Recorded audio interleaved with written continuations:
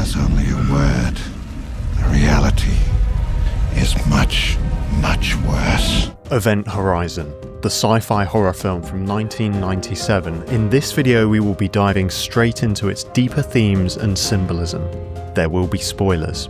Let us begin. The film opens with some ominous text. 2040. Deep space research vessel Event Horizon launched to explore boundaries of the solar system. She disappears without trace beyond the 8th planet, Neptune. It is the worst space disaster on record. We later learn that this ship contains an experimental technology, a gravity drive. By creating a black hole, it allows the ship to fold space-time, jumping instantaneously from one point in the universe to another. The ship disappeared when it first activated its drive, and it didn't return until the year 2047. And that's when our story begins. The creator of the gravity drive, Dr. William Weir, experiences a nightmare. He sees the Event Horizon in orbit above Neptune, and in the heart of the ship, silhouetted against its cruciform window, is a dead man, covered in lacerations, mouth locked in a perpetual scream. Weir wakes up. He's on a space station in low Earth orbit, with a crew about to embark on a mission to check out the Event Horizon. Now that it has reappeared, they board their rescue vessel, Lewis and Clark, and enter their sleep pods for 56 days. And as he is awoken from his sleep, Weir experiences another nightmare, a vision of his wife, with her eyes gouged out. She says, "I'm waiting." These nightmares serve as dark warnings of what is about to unfold, but they also seem to be beckoning Weir, daring him to venture aboard the Event Horizon. So that's the first act. Whether he would put it in these terms or not, the abyss is whispering to Dr. Weir, and he heeds the call, bringing an unsuspecting crew with him. Aboard the Event Horizon, things begin to ramp up, as the characters each experience personalised hallucinations. Lieutenant Stark develops a working theory, which is ultimately vindicated. I'm saying that this ship is reacting to us and the reactions are getting stronger. It's as if the ship brought back something with it, a life force of some kind. What are you telling me, that this ship is alive? It's an explanation that none of the characters want to believe, understandably. It seems so outlandish. But the warnings continue to assert themselves. The characters discover a message recorded by the original crew of the Event Horizon as they turned on that gravity drive for the first time. Ave atque vale. Hail and farewell. It's notable that just before that fateful voyage, the captain quoted some Latin words, Ave atque vale, from an elegy written by the Roman poet Catullus. But there's more. After the turning on of the gravity drive, the captain uttered another Latin phrase, and this gets translated by DJ. There. Save yourself from hell. DJ is noticeably disturbed. It's becoming undeniable that something very dark and very powerful is haunting this ship. From hell. You don't believe in that kind of stuff, do you? Whoever sent that message, he sure believes in hell.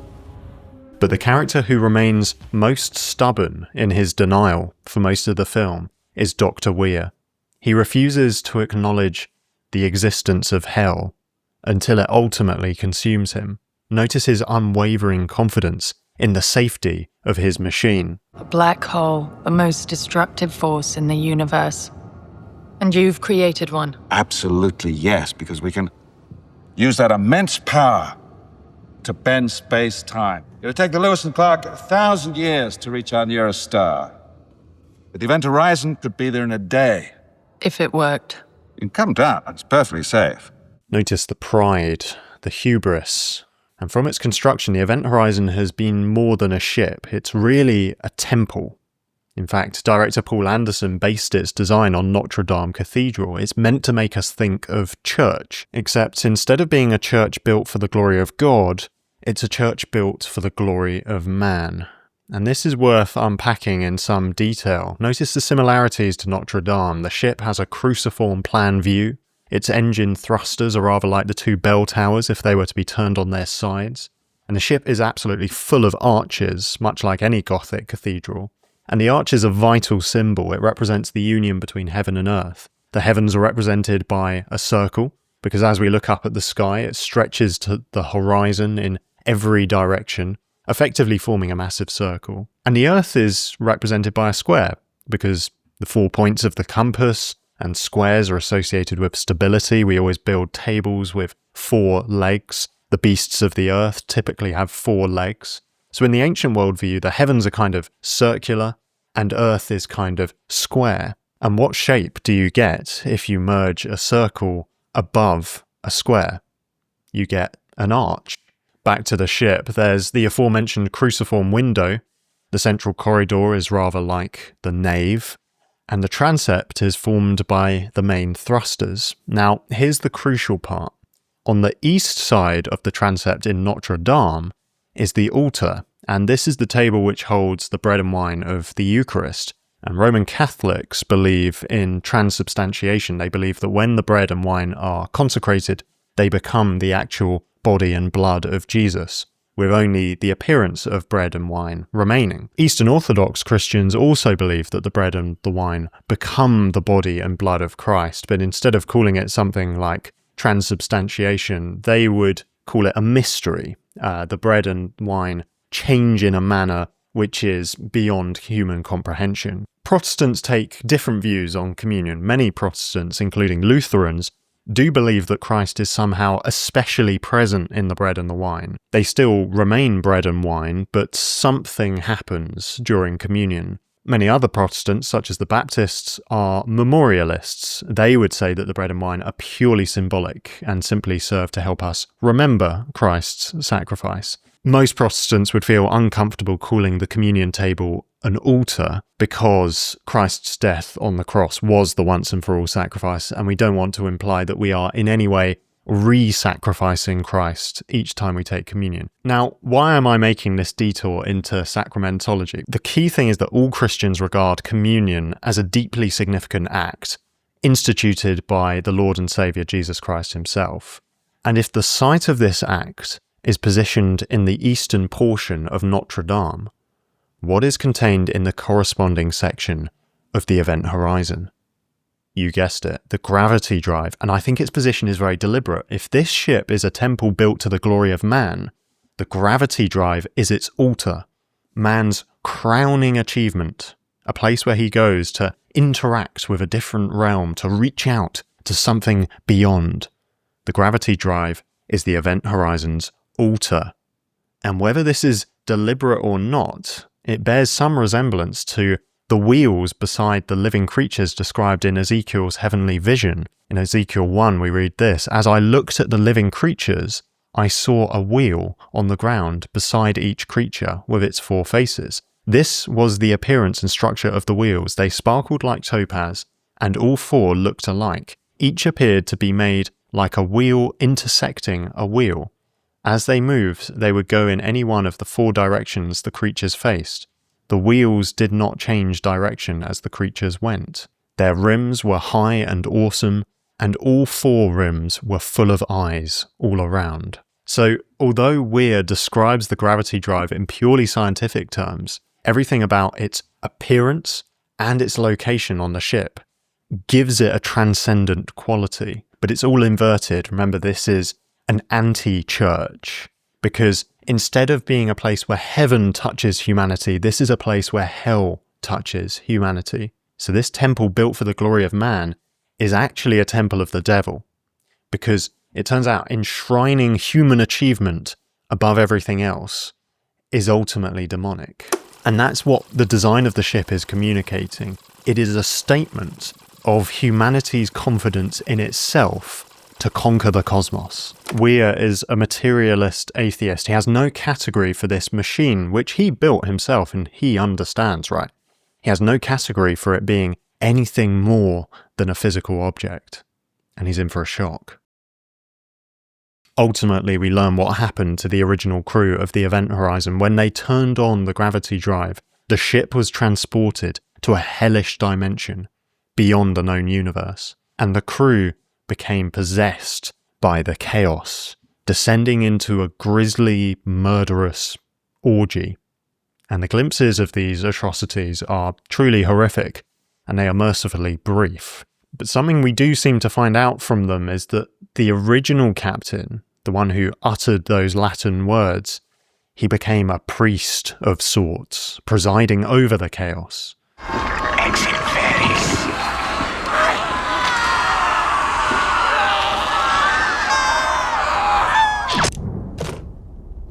We're leaving. And of course, all of them eventually died horrific, torturous deaths. Now, the ship has a new crew to possess. And fittingly, the person who becomes the priest this time is Dr. Weir, stubbornly refusing to leave the ship despite all the warnings. The chaos eventually takes control of him.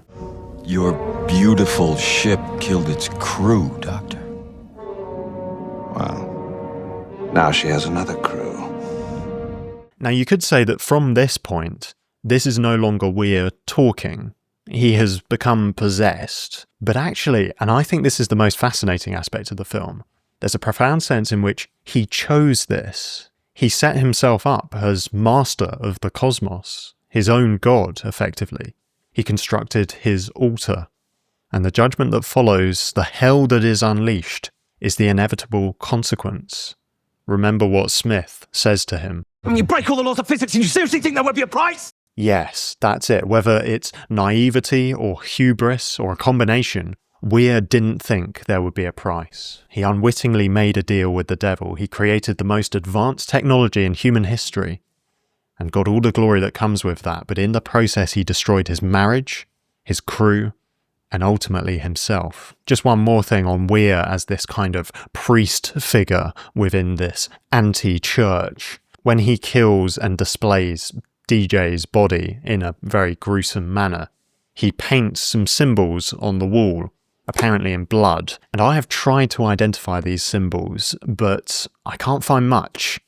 If you guys know what they might be, feel free to post that in the comments. They might be symbols that were made up for the movie. The symbol on the far left does closely resemble a rune, and you see this rune in a number of rune alphabets. You see it in the Germanic Elder Futhark, you see it in the Anglo-Frisian Futhark, and you see it in the Norse Younger Futhark. And there are these kind of acrostic rune poems from those original languages, where you have a stanza of poetry associated with each letter. And for this particular letter, it's fascinating. In the Old Norwegian, it says, "Fee causes strife amongst kin.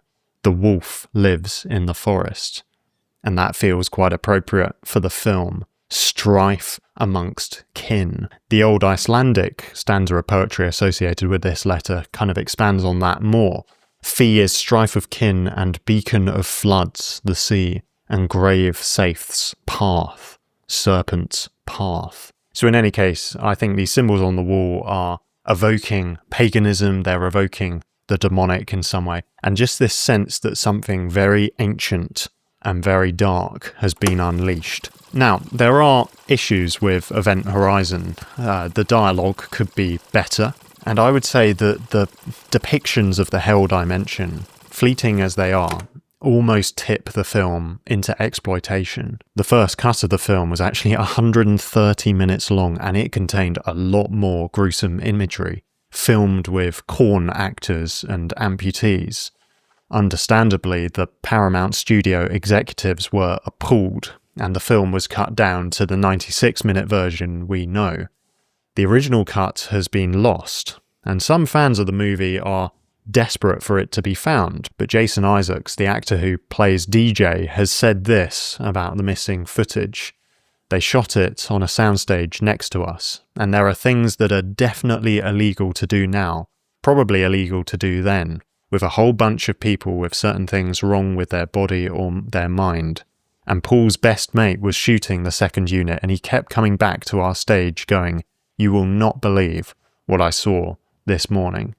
And it hopefully goes without saying that whenever I cover a film on this channel, it doesn't necessarily mean that I endorse every aspect of its production. So personally, I don't want the full version of this film to be found. I think the fleeting glimpses of the Hell Dimension that we get in the 96-minute cut are more than enough. And actually, by keeping them minimal, the cosmic horror of the film is enhanced. There's a sense that this Hell Dimension is unspeakably evil, unimaginably evil.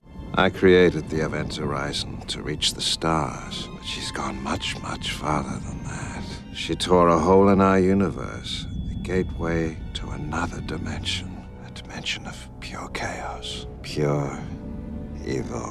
When she crossed over, she was just a ship, but when she came back, she was alive. So all in all, Event Horizon is effectively a very ambitious B-movie. And for all its flaws, I think it has quite a lot to say about the nature of darkness. I haven't mentioned it yet actually. The ending of this film, I think, is very powerful. There are only 3 survivors from this crew. And as Stark awakes from her pod, one of the rescuers takes off his mask. And it's Weir, and it's an absolutely terrifying kind of horror stinger at the end of the movie. But then Stark wakes up and it turns out that was a nightmare. No, there is an actual rescue crew. She is safe. Or is she? It's going to take a while to overcome that trauma. So the film ends on a somber note because yes, there are these survivors, but actually, have they been fully and finally delivered from the horror? Or is it still coming for them? I need a Stark, it's the rescue team. We're safe. Okay, I need it now! We're safe.